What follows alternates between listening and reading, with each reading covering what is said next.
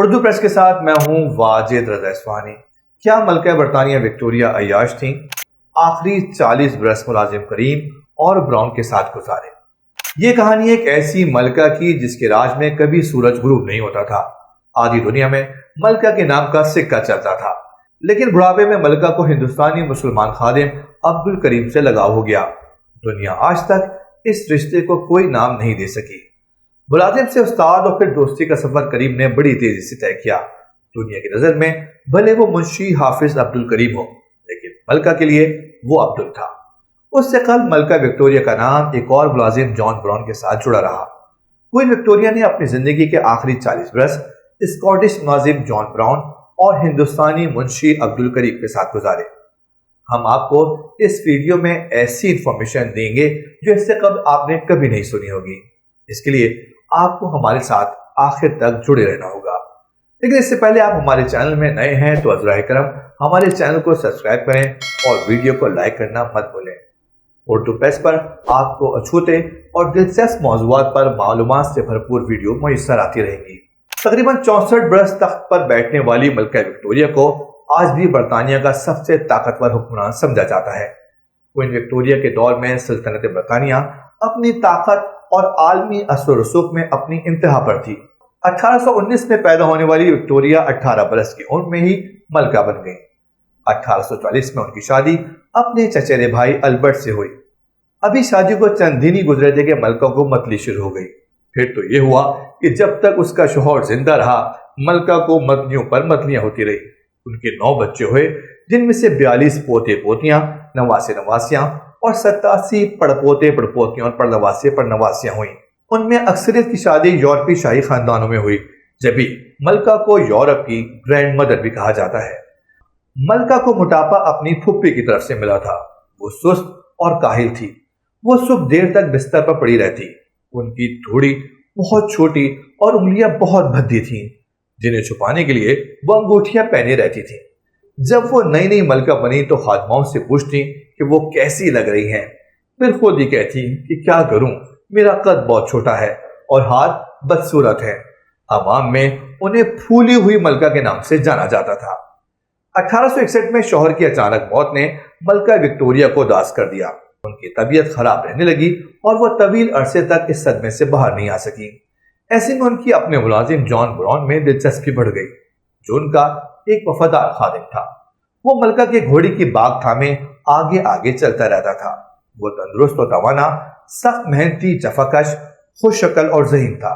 اس کے بازو مضبوط، ٹانگیں لمبی، داڑھی اور سر کے بال گھنگریالے اور چہرے پر خوبصورت سے ٹھوڑی سجی ہوئی تھی۔ یہی ملکہ کی بڑی کمزوری تھی، کیونکہ خود ان کی اور ان کے کئی بچوں کی ٹھوڑیاں نہ ہونے کے برابر تھیں۔ وکٹوریہ کو کبھی اس نے ملکہ نہیں کہا۔ براؤن کوئین کو اجڑ دیہاتی اور مخصوص اسکاٹش لہجے میں ویمن کہتا تھا، اور ملکہ اس کے بھولپن پر صدقے واری ہوا کرتی تھی۔ جلد ہی جان براؤن کی ترقی ہو گئی اور وہ ملکہ کے باغ بردار سے ہائی لینڈ سرونٹ بن گیا، اور اس کی تنخواہ 120 پاؤنڈ سے بڑھ کر 400 پاؤنڈ تک جا پہنچی۔ اس نے نہ صرف کئی بار ملکوں کو گھوڑے سے گرتے ہوئے بچایا، بلکہ ایک بار تو قاتلانہ حملے سے بھی محفوظ کیا۔ اس کے مضبوط بازو آخر تک ملکہ کے گرد حلقہ کیے رہے۔ براؤن کا جادو سر چڑھ کر بولا اور کوئین وکٹوریہ کی صحت دیکھتے ہی دیکھتے اچھی ہو گئی۔ براؤن ملکہ کے مستقل تعلق سے چین گوئیاں بڑھتی چلی گئی، اور یہ خبر گرم ہو گئی کہ ملکہ نے شادی کر لی ہے۔ ملکہ کو مسز براؤن کے نام سے پکارا جانے لگا۔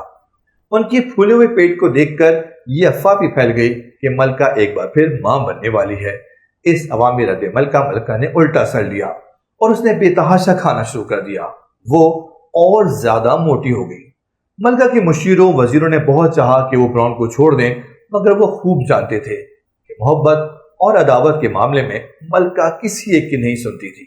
انہی دنوں ملکہ نے براؤن کے بارے میں اپنی ایک بیٹی کو خط لکھا کہ میں نے آج تک ایسا کھرا ہمدرد، وفادار اور دکھوں میں ہاتھ بٹانے والا شخص نہیں دیکھا۔ شو میں قسمت جان براؤن کو ٹھنڈ لگ گئی اور وہ چل بسا۔ ملکہ نے براؤن کی موت پر اپنے پوتے شہزادہ جارج کو خط لکھا، میں نے اپنا سب سے پیارا، سب سے اچھا دوست کھو دیا کہ اب اس دنیا میں کوئی بھی کبھی اس کی جگہ نہیں لے سکتا۔ اپنی دکھیا بوڑھی دادی کے سب سے اچھے، سب سے سچے دوست کو کبھی نہ بھولنا۔ جان براؤن کی شاندار خبر بنی تو ہر طرف سے لوگ خبر دیکھنے کے لیے آنے لگے۔ ہر طرف براؤن کی تصاویر اور مجسمے لگے۔ ان دونوں کے تعلق پر ایک فلم مسز براؤن بھی بنائی گئی۔ 1997 میں ریلیز ہونے والی برٹش ڈرامہ فلم میں جوڈی ڈنچ نے ملکہ وکٹوریہ کا رول بخوبی نبھایا۔ کمال اداکاری پر جوڈی ڈنچ ہالی ووڈ کی سب سے بڑی ایوارڈ آسکر کے لیڈنگ رول کے لیے نامزد بھی کی گئی۔ فلم مسز براؤن میں جان براؤن کا کردار اسکاٹش اداکار بلی کنولی نے ادا کیا۔ 1857 کی جنگ آزادی کے بعد ہندوستان ایسٹ انڈیا کمپنی کے تسلط سے نکل کر تاج برطانیہ کی نگرانی میں آیا تو ملکہ کو خراج تحسین پیش کرنے کے لیے 1877 میں انہیں ایمپریس آف انڈیا یعنی قیصر ہند کے خطاب سے نوازا گیا۔ اس اعزاز کے سلسلے میں دنیا بھر میں جو یادگاریں بنائی گئیں ان میں کراچی کی ایمپریس مارکیٹ بھی شامل ہے۔ اس کے 10 برس بعد 1887 میں وکٹوریہ کے ملکہ بننے کے 50 سال مکمل ہونے پر گولڈن جوبلی تقریبات بنائی گئیں۔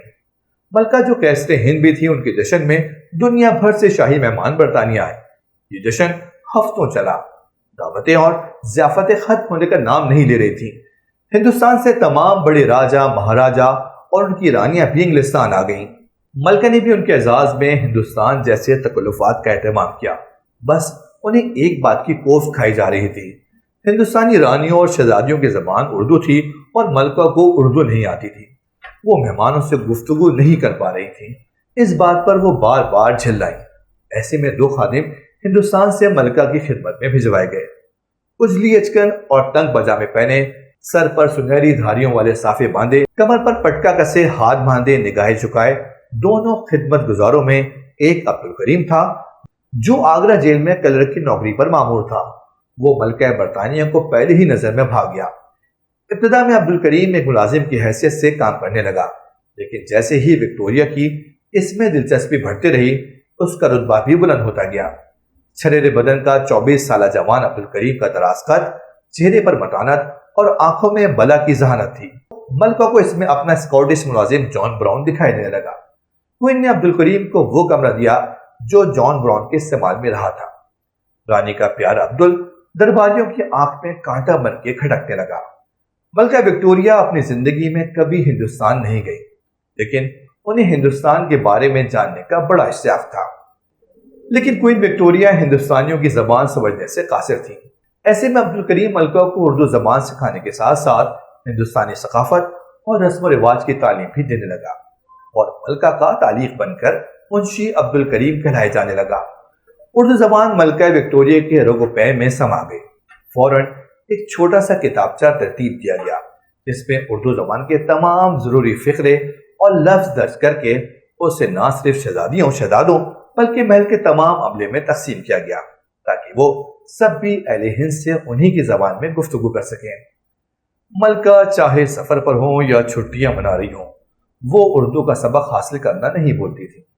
ہر رات سونے سے پہلے اردو زبان کی مشق ضرور کرتی تھی۔ ملکہ کو عبدل کی بنائی ہوئی چکن کڑی بھی بہت پسند تھی۔ کریم حلال گوشت اور ہندوستان سے لائے ہوئے مسالوں کو سل بٹے پر پیستا تھا۔ کریم ہی کے کہنے پر ملکہ نے ہندوستان سے آم منگوایا تھا، لیکن جب تک وہ آم ان کے پاس پہنچا وہ سڑ چکا تھا۔ محل کے باسیوں کی دو رخی دیکھیے۔ جب اسکاٹش ملازم جان براؤن سے تعلق کے بعد ملکہ کو پیٹ پیچھے مسز براؤن کے نام سے پکارتے تھے اور کہتے تھے کہ ملکہ کے بڑے ہوئے پیٹ میں ایک ننھا سا براؤن پروان چڑھ رہا ہے، انہیں منشی عبدالکریم کا ملکہ کے قریب ہو جانا ایک آنکھ نہ پایا، کیونکہ وہ ایک ہندوستانی اور غیر عیسائی تھا۔ لوگ عبدالکریم کا نام سن کر برا مناتے، چڑھتے، الٹی سیدھی باتیں کرتے جس میں توہین کوٹ کوٹ کر بھری ہوتی۔ لوگوں کا بس چلتا تو عبدل کو انگاروں پر بھونتے، محل اور دربار کی اونچی نشستوں پر بیٹھنے اور شاہی سواریوں میں سفر کرتے کرتے عبدل ان تمام لوگوں کی آنکھوں میں کانٹا بن کر کھٹکنے لگا، جن کی آنکھوں کا رنگت کریم کی آنکھوں کی رنگت سے جدا تھا۔ وہ تو 3 دن انتظار کرتے تھے اور ملکہ سے ملاقات کی سعادت نصیب نہیں ہوتی تھی، اور عبدل گھنٹوں ملکہ سے راز و نیاز کیا کرتا تھا۔ یہ وہ زمانہ تھا جب کوئی انگریز کسی رنگدار آدمی کے ہاتھ سے لے کر پانی پینا بھی گوارا نہ کرتا تھا، اور راجہ مہاراجہ سے کم منصب والے شخص کے ساتھ اٹھنا بیٹھنا بھی اپنی توہین سمجھتا تھا۔ اس دور میں آدھی دنیا کی ملکہ اس بات پر اڑی ہوئی تھی کہ ہندوستانی بہت اچھے اور تہذیب والے ہوتے ہیں۔ 13 مئی 1889 کو منشی عبدالکریم نے قرآن پاک حفظ کر لیا اور اس کی تقریب محل میں منعقد ہوئی اور اب وہ منشی حافظ عبد الکریم کے نام سے پکارا جانے لگا، لیکن ملکہ کے لیے وہ عبدل ہی رہا۔ ایک رات ملکہ نے اپنے آگرے کے گل فارم کو ساتھ لیا اور اسکاٹ لینڈ کی ایک دلکش جھیل کے کنارے بنی ہوئی اپنی اس خوشنما کوٹھی میں رات گزاری، جہاں وہ اسکاٹش ملازم براؤن کے ساتھ وقت بتاتی تھی۔ عبد الکریم پوری طرح ملکہ کے دل میں جگہ کر گیا تھا۔ ایک بار جب وہ بیمار پڑا تو رانی شاہی ضوابط کی خلاف ورزی کرتے ہوئے اس کی عیادت کے لیے اس کے گھر جا پہنچی۔ ملکہ تیمارداری کے دوران سرکاری کاغذات لے کر اس کے کمرے میں جا بیٹھی۔ وہ اس کے ہاتھوں کو سلاتی، تکیے کی شکلیں نکالتی اور ساتھ ساتھ اردو کا سبق بھی یاد کرتی۔ بڑھی ملکہ کے نزدیک اب عبدل سے بڑھ کر کوئی نہیں تھا۔ اسی اثنا میں ملکہ نے عبد الکریم کو companion of the Indian empire اور رائل وکٹورین آرڈر جیسے اعلیٰ اعزاز سے نوازا۔ مخالفین کی بڑھتی ہوئی تعداد اور ملکہ کی ڈھلتی ہوئی صحت کے باعث عبد الکریم کو یہ بخوبی احساس تھا کہ موت کا فرشتہ کسی بھی لمحے ملکہ کو لے جائے گا اور ملکہ کی آنکھ بند ہوتے ہی اس کا دانہ پانی بھی اٹھ جائے گا۔ چنانچہ عبدل نے اپنی روزی روٹی کا بندوبست شروع کیا اور ایک دن ملکہ سے آگرہ میں مہنگی زمین اس کے نام کرنے کا مطالبہ کر ڈالا۔ ملکہ نے وائس رائے ہند لارڈ لیسڈاؤن کو خط لکھا کہ وہ عبد الکریم کو آگرے میں ایسی زمین عطا کرے جس کی سالانہ آمدنی 600 روپے سے کم نہ ہو۔ ملکہ سے 4 مہینے کی رخصت لے کر عبد الکریم ہندوستان آیا، جہاں 300 سے زائد ایکڑ کی قیمتی زمین اس کے نام کر دی گئی۔ اس میں کوئی شک نہیں، جو ہی عبد الکریم کو ملکہ کی چاہت اور انسیت کا اندازہ ہوا، اس نے اپنی ہر جا اور بے جا بات منوائی۔ ملکہ نے بھی اس کی ناز برداری میں کوئی کسر اٹھا نہیں رکھی۔ ملکہ کے 3 محل تھے، تینوں میں عبدل کے لیے ایک قیامگاہ بنوائی۔ ان میں سے ایک کا نام کریم کاٹیج رکھا گیا۔ منشی کو ترقی دے کر سرکاری طور پر ملکہ کے انڈین سیکرٹری کا عہدہ بھی دے دیا گیا۔ یہ منصب وائسرائے ہند کے برابر تھا۔ منشی نے اپنی اہلیہ اور گھر والوں کو بھی برطانیہ بلا لیا تھا۔ اس کا باپ ونڈسر محل میں حقہ پینے والا پہلا شخص تھا۔ ملکہ نے عبدل کی بیوی سے ملاقات بھی کی۔ کہتے ہیں ایک بار عبد الکریم نے ملکہ سے یہ فرمائش بھی کی کہ اسے نواب کا خطاب دیا جائے۔ منشی کی غالباً یہ واحد فرمائش تھی جسے ملکہ عالیہ ٹال گئی۔ حالات یہ ہو گئے تھے کہ پورے شاہی محل کے عملے نے کریم کے خلاف ہڑتال کرنے کی دھمکی دے دی۔ انہوں نے یہ بھی کہا کہ ملکہ اگر عبد الکریم کو اپنے ساتھ پورے یورپ کے دورے پر لے جاتی ہے تو وہ سب اجتماعی استعفیٰ دے دیں گے، لیکن ملکہ نے ان کی ایک نہیں سنی۔ جب ان کو اس دھمکی کا علم ہوا تو انہوں نے اپنی میز پر رکھی ہر چیز پھینک دی۔ رانی کریم کو پھر بھی اپنے ساتھ یورپ لے گئی۔ بعد میں کسی نے بھی استعفیٰ نہیں دیا۔ ملکہ کا انتقال 1901 میں ہوا۔ ان کے بڑے فرزند ایڈورڈ ہفتم برطانیہ کے نئے بادشاہ بنے۔ شہنشاہ جانتا تھا کہ ماں کے دل میں منشی کو کیا مقام حاصل تھا، لہٰذا آخری دیدار کے لیے عبد الکریم کو ملکہ کے پاس لے جایا گیا، لیکن اس کے بعد محل کے دروازے ہمیشہ کے لیے بند کر دیے گئے۔ عبد الکریم کے گھر چھاپا مار کر اس سے ملکہ کے لکھے سارے خطوط کاغذات برآمد کر کے نظر آتش کر دیے گئے اور خوب تذلیل کے بعد عبد الکریم کو اس کے اہل خانہ کے ہمراہ واپس ہندوستان بھیج دیا گیا۔ منشی حافظ عبد الکریم کو آگرے میں جو زمین ملی اس پر انہوں نے کریم لاج بنوایا۔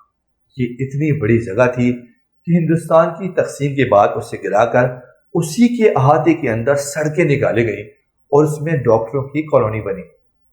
جس سڑک پر کریم لاج تھی اس کا نام باغ فرزانہ روڈ رکھا گیا۔ باغ فرزانہ کی کہانی مغل بادشاہ شاہ جہاں سے منسلک ہے۔